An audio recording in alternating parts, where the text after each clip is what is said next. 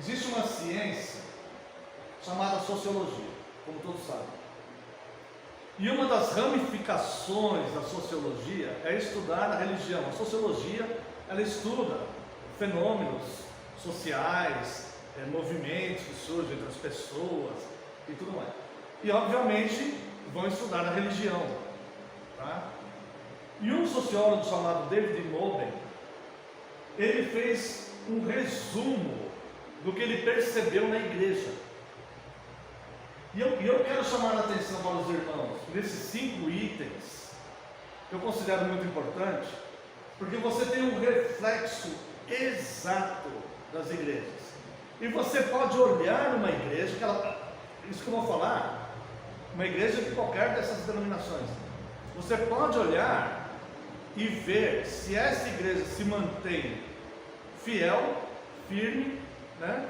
Ou se essa igreja ela foi desintegrando ao longo do tempo. Tá? É muito importante a igreja fazer esse espelho. É muito importante a igreja. A gente tem certos cuidados, porque a gente não quer ofender ninguém, nem deixar ninguém triste. De fato, não queremos entristecer ninguém, né? Mas a verdade é a todo custo. A verdade é a todo custo. E é muito importante que a igreja no Brasil desperte e veja um quadro real da sua própria história, do que está acontecendo. Então, esse sociólogo da religião, ele descreve a igreja dessa forma, a sociologia da igreja dessa forma. A primeira fase da igreja é a organização incipiente, é quando a igreja ela é organizada, mas ela não sabe exatamente que identidade ela vai ter, como que ela vai agir, essa é a primeira fase da igreja. Praticamente nós mesmos passamos por esse processo. Praticamente todas as igrejas elas passam por esse processo, né? A Igreja Católica Romana, quando surgiu, passou por esse processo. A Igreja Reformada, quando concretizou a reforma no século XVI ali, eles passaram por esse processo, tanto que ficou a Igreja Luterana, a Igreja Anglicana, né? e a reforma ali na Academia de Genebra, e dali se expandiu. Tá? Isso é normal, isso tem que acontecer. Aconteceu com a gente e isso tem aqui. A igreja vai encontrar sua identidade, seu caminho.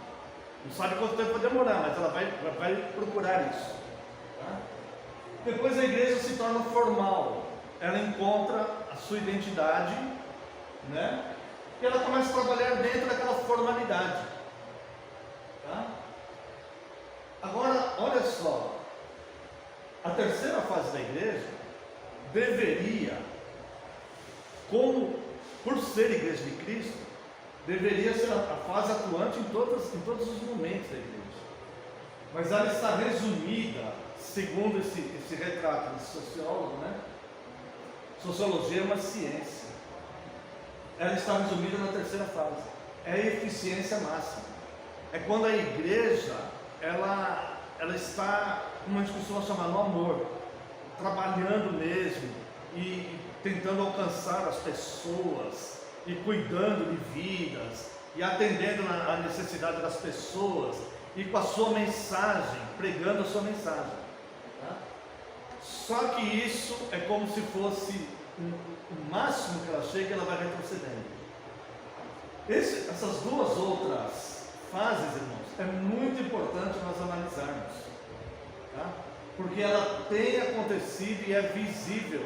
Qualquer pessoa que queira ver a verdade, ela pode olhar para esse mundo, para o quadro das igrejas hoje no Brasil, e ela vai ver que isso aconteceu.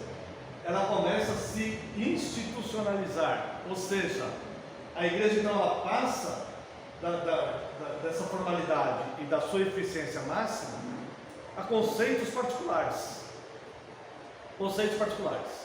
E é neste momento que ela começa basicamente a se afastar das escrituras. Pensamentos que por si só podem não ter mal nenhum, podem ser de boa fé, mas ela começa então a caminhar para a quinta fase, que é se desintegrar. Por quê? Porque ela começa a trazer elementos para o culto, elementos que Deus não mandou, elementos que não são escriturísticos. As pessoas com muita boa vontade, elas pensam, acho que o culto vai ficar mais bonito assim, acho que o culto vai atrair mais jovens, acho que o culto vai manter as pessoas.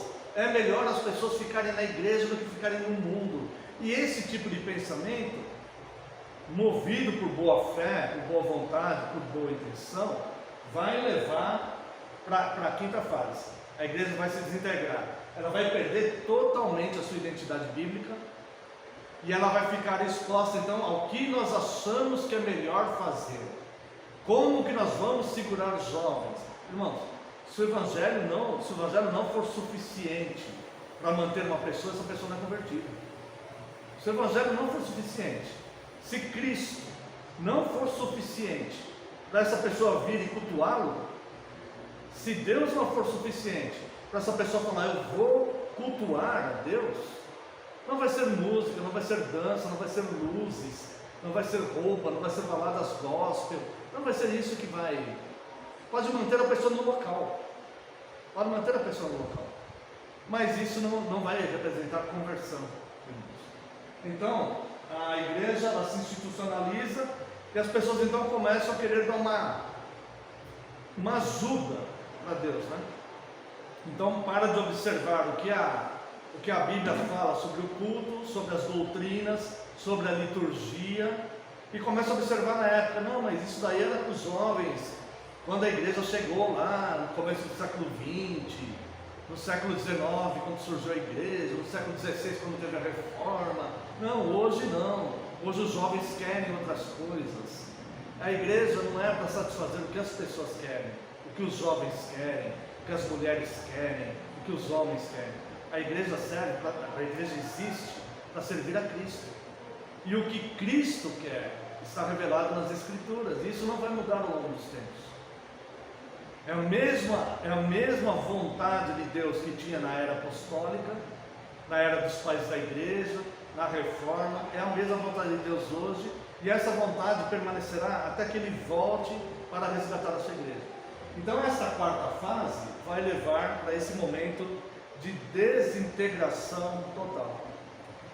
E a igreja então, é muito possível em diversas denominações, as pessoas olharem e falarem assim, nossa, na época do meu pai, na época do meu avô, aquelas famílias que sempre foram daquela determinada igreja, na época do meu pai, na época do meu avô, nossa, a igreja era tão diferente, a igreja era mais fiel, parece que tinha mais amor. Irmãos, é porque acontece esse processo, porque começa a sair da Bíblia para trazer elementos externos para os cultos, mesmo que com boas intenções, tá? E o objetivo de fazer esse vídeo aqui é de fato clamar a Deus que pela sua misericórdia haja um despertamento. É muito importante conhecer a história da igreja. Eu sempre falo, irmãos, uma igreja que não conhece a sua própria história, um cristão que não conhece a história da igreja, é como um homem velho, vamos dizer um homem de 60 anos, 70 anos, que não conhece o seu próprio passado, ele não tem memória, ele não lembra, ele vai cometer os mesmos erros, tá? Então, irmãos, a história geral da igreja mostra que de fato isso tem acontecido. A história geral da igreja mostra que de fato isso tem acontecido, mas mostra também um fenômeno que deve nos chamar a atenção. Existe igreja que jamais passou por essas outras etapas aqui, a 4 e a 5, e jamais vai passar. Por quê? Porque são igrejas que mesmo que se mantenham pequenas, mesmo que se mantenham na contramão de todo o movimento que está acontecendo no século XXI, elas vão se manter fiéis às Escrituras, tá? Então, para nós terminarmos a nossa lição, você pode pôr o slide 17, por favor? O que podemos tirar de lição da história da igreja, de tudo que nós vimos ao longo de 8 semanas? Eu coloquei aqui 5 tópicos e eu desafio os irmãos, ou melhor, eu peço aos irmãos que orem por isso, por esses 5 motivos.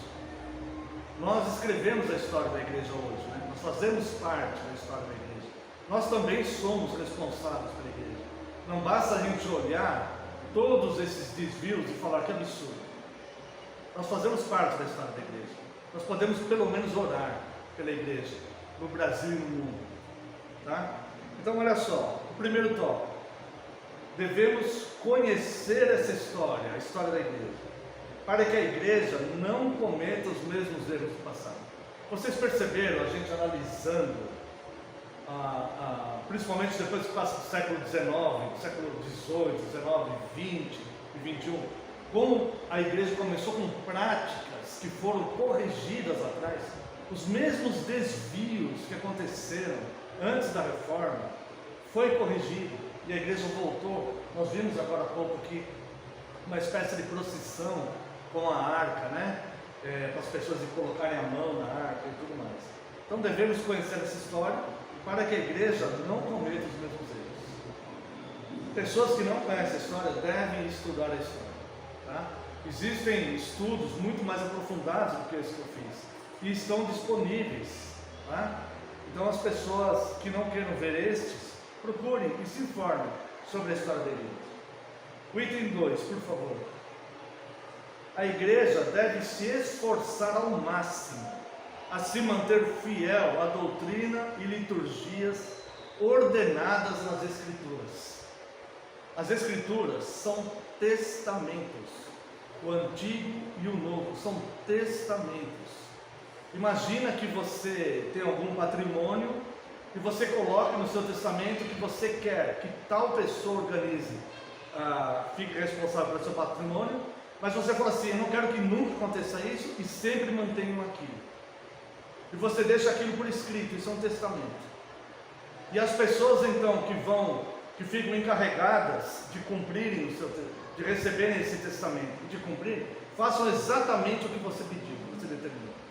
Então, as Escrituras são testamentos. Lá está o que é autorizado por Deus e o que é proibido por Deus. Essas coisas não dependem da nossa imaginação ou das mudanças do tempo. Deus sabia que o mundo iria mudar e mesmo assim Ele mantém aquilo. Naqueles testamentos estão reveladas a vontade de Deus para a sua igreja. Por favor, no terceiro item. As igrejas que se mantiveram fiéis até hoje não podem ceder para conquistar membros, nem que voltemos a ser apenas 12, como eram os apóstolos no começo de tudo. A igreja, ela não pode ceder. Mas se a gente abrir mão só dessa doutrininha, só dessa questão litúrgica, a gente vai ter mais membros. Sim, vai ter mais membros, mas nós não estaremos sendo fiéis com aquele que deixou o testamento, que nos confiou o testamento. A nossa obrigação enquanto igreja é servir a Cristo. Irmãos, se qualquer um de nós montar uma empresa, pode administrar essa empresa conforme desejar, mas a igreja, ela não é uma empresa, e a igreja não é nossa, a igreja é de Cristo. Então nós devemos seguir o que Cristo orientou nos testamentos. O quarto item, por favor. As igrejas que se afastaram devem se auto-reformar. Hoje em dia não é mais possível vir reformadores, chegar em todas essas denominações e movimentos que existem, chegar lá e corrigir as coisas. Hoje em dia não é mais possível isso. Então cada igreja que se conscientizar e perceber e tiver amor suficiente, coragem, porque é necessário coragem, que tiver muita coragem, fala assim: não, estamos errando aqui, vamos voltar para as Escrituras. Tem que ter essa coragem, tem que ter, tá? Então as igrejas que se afastaram devem se auto-reformar e voltarem aos padrões bíblicos. Vão perder membros por isso, com toda certeza, e não são poucos. Vão perder membros por isso, mas devem escolher a quem servir.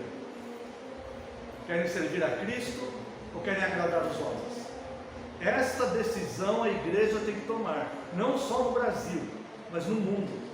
A igreja tem que ter a hombridade de olhar para si mesma e falar: estou servindo a Cristo ou estou agradando os homens do meu tempo, ou estou agradando os homens do meu século, do presente século. E o quinto e último item: o cabeça e dono da igreja é Cristo, somente Ele. E tudo que for feito na igreja deve ter a autorização dele, deixada por escrito nos testamentos. Ou seja, tudo que for feito na igreja, quer seja a parte litúrgica, quer seja a parte doutrinária, quer seja a conduta, tudo deve ser feito pela autorização, sob a autorização que ele deixou escrito nos testamentos, que ele deixou nas escrituras, porque Cristo é o dono da igreja. Solos Christus, só lhe deu glória. Oremos para a igreja, no Brasil e no mundo. E que Deus abençoe nós.